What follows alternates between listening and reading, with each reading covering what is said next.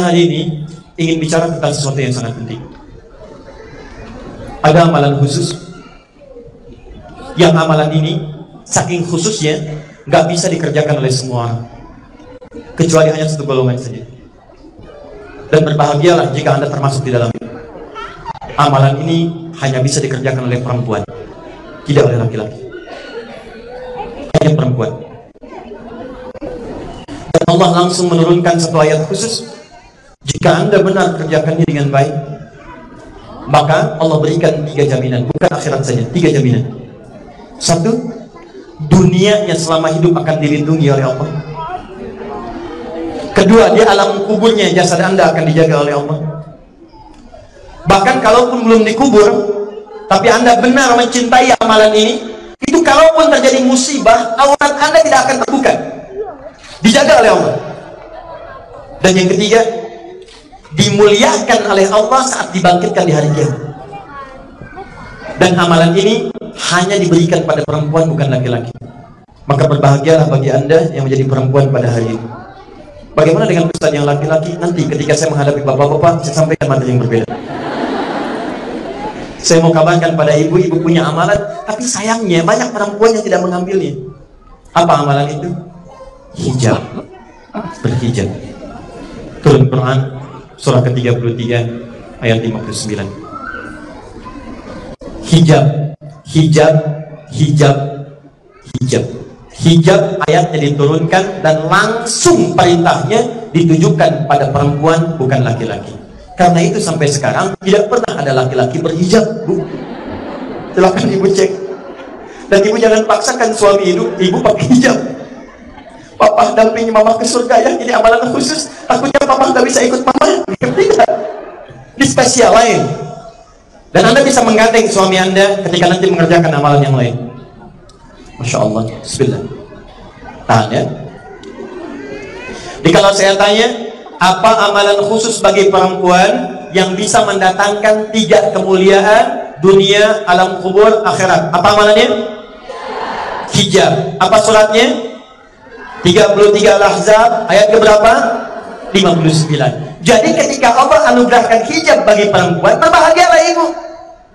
Laki-laki nggak dikasih, Bu. Anda yang dikasih. Jadi itu melebihi level tingkat-tingkat amalan yang lain. Dan ketika Anda diberikan, kenapa Anda tidak mengambilnya? Itu jaminan luar biasa. Cuman kebanyakan dari muslimah atau sebagian dari perempuan, karena belum tahu tentang jaminan ini, belum ada motivasi kuat untuk bisa mengenakannya dengan baik. Maka dari itu saya sampaikan berita gembira. Turunnya ayat hijab bukan sekedar meminta perempuan berhijab, tapi itu sesungguhnya hadiah terindah bagi setiap perempuan muslimah untuk memuliakan setiap perempuan di 3. Jadi kalau Anda hilangkan itu, maka demi Allah saya katakan Anda kehilangan peluang amalan khusus tadi. Yuk kita ambil pelan-pelan. 1, Quran surah 33 ayat 59. Kita ambil jaminan dunianya dulu. Dunia.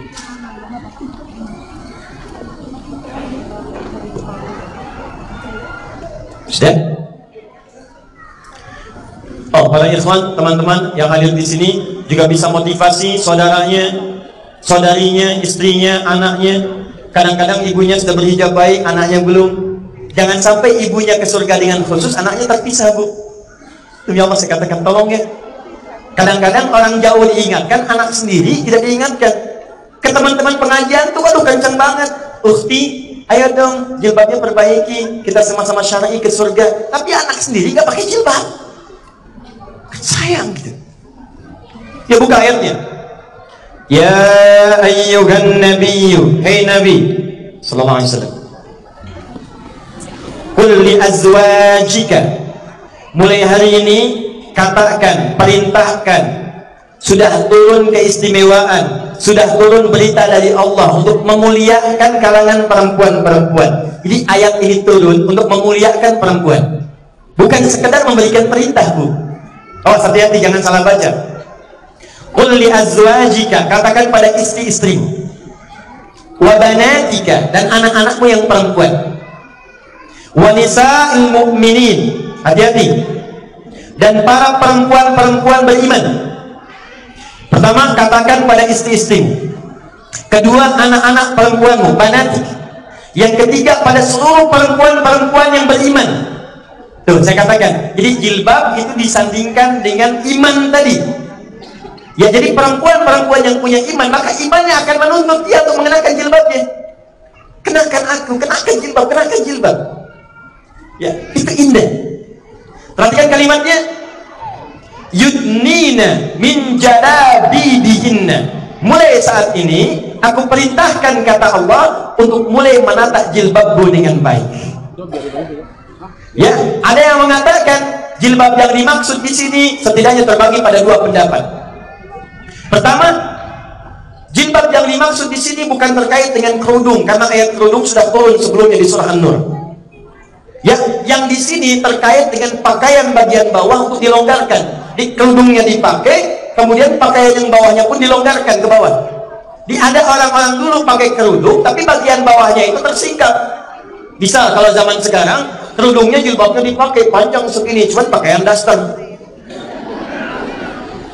Maka turun ayat ini, jangan sampai kerudungnya bagus, bawahannya jelek. Sempurnakan. Ada yang kedua mengatakan yang dimaksud jilbab di sini kesempurnaan antara bagian atas dengan bawah. Kenakan pakaianmu, kenakan jilbabmu, longgarkan kemudian itu sehingga tak nampak auratmu, bukan dibungkus tapi tertutup. Kadang-kadang ditutup, Bu, tapi aurat masih nampak. Maaf ya, bagian aurat nampak, lekuk terlihat, sebagian ingin tertampakkan atau menerawang. Sebagian jamaah kita kadang-kadang umrah atau haji perempuan lupa baju putih itu bagus, tapi bagian dalam juga jangan tampak. Harus hati-hati, ini penting saya sampaikan, kadang-kadang sering terjadi. Maka ayat ini turun mengatakan sempurnakan jilbabmu. Atasnya tutupi, berikan dengan indah. Kemudian batas paling rendahnya sampai dengan ke dada tutup. Setelah itu turunkan bagian bawahnya sampai mendekat ke arah tanah. Yudnin itu mayaqrabu minal ardi, yang dekat kemudian ke tanah. Gak apa-apa kalau perempuan misalnya agak sedikit longgar, terseret kena debu, debunya gak dipandang najis, Bu. Itu ma'fu'an, Bu, boleh, gak ada masalah. Dia sholat dengan pakaiannya standar, karena perintahnya jelas. Paham ya? Jadi kalau sekarang modelnya ada, silahkan, banyak modelnya. Ya, ada yang diturunkan, ada yang kemudian macam-macam. Tapi yang penting sempurna bagian atas tertutup, jangan tersingkap, baik itu bagian misalnya yang tampak atau kemudian lekuk tubuh yang terlihat. Sempurnakan sampai dengan ke bawah. Tapi yang mau saya sampaikan bukan yang ini. Perhatikan baik-baik. Ayatnya belum selesai. Perhatikan kalimatnya. Dzalika ayyurafna. Tujuan diturunkannya perintah berjilbab ini, satu, kata Allah, supaya perempuan ini mudah dikenali sebagai muslimah, identitas muslimah.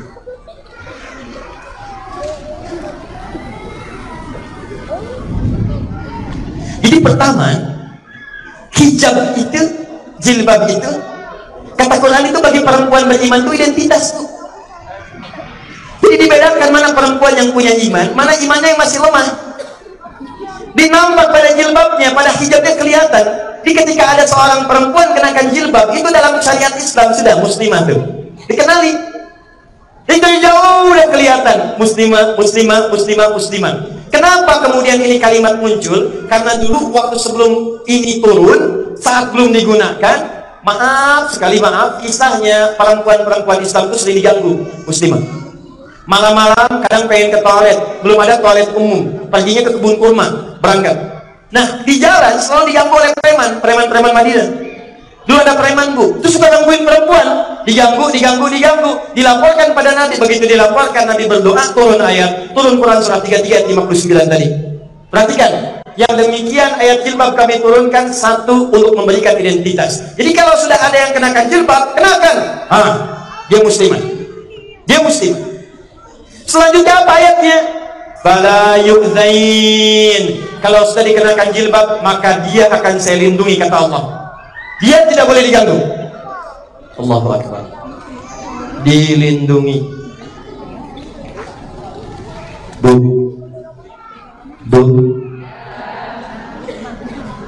Ibu kalau cukup kenakan jilbab, sebetulnya dengan jilbab yang ibu kenakan, ini juga saya sampaikan pada para ikhwan yang laki-laki. Kebanyakan ikhwan belum paham fikih. Jadi kalau ada perempuan yang sudah kenakan jilbab, itu wajib bagi ikhwan laki-laki melindunginya dari segala gangguan. Jadi ibu Ibu tuh aman sebetulnya kalau pakai jilbab, karena kaidah tingginya tuh melekat. Begitu ibu itu ibu gunakan jilbabnya, bukan cuma sekedar muslimah, maka itu akan melekat hukum pada laki-laki untuk melindungi ibu dengan jilbab. Jika ada yang ganggu, cukup melihat jilbabnya, ibu itu dibantu. Makanya sejak ayat itu turun, gak ada preman berani ganggu muslimah, karena ketika diganggu, semua sahabat turun. Hei, macam-macam ya. Ibu tuh enak bu, ke kebun kelapa pakai jilbab, belanja misalnya kan, bu ke pasar di Bandung ibu belanja beras sekarung, aduh berat ya, pakai jilbab, datang laki-laki bawain, masya Allah, bayar.